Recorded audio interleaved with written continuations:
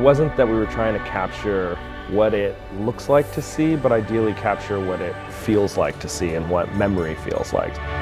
What are you gonna do? It's now or never.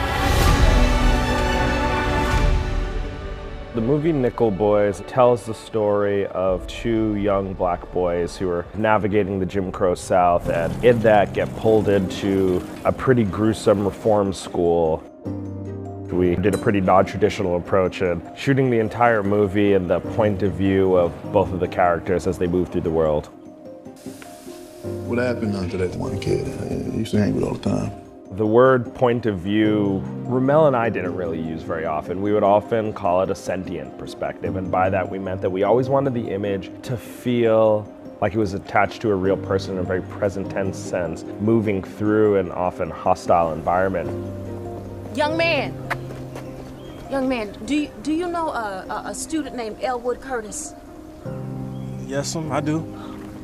We loved the Sony Venice on this movie, and I think that the Sony Venice was really the only camera that could have really captured what we did on Nickel Boys. The Venice is just such an amazing modular system. We were jumping between so many different configurations, whether it was a story cam, whether it was body rigs, whether it was handheld, whether it was in Rialto mode, whether it was remote.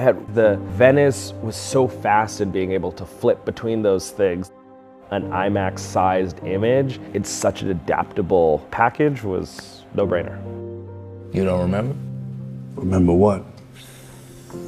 You really don't remember.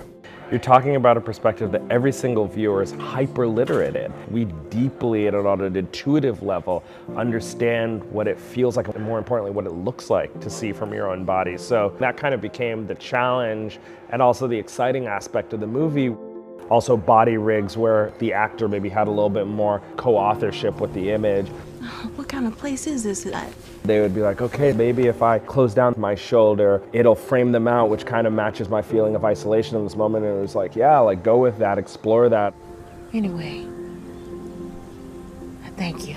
The Venice's sensitivity to light was just such a huge asset to allow us to really shoot these deeply intimate scenes.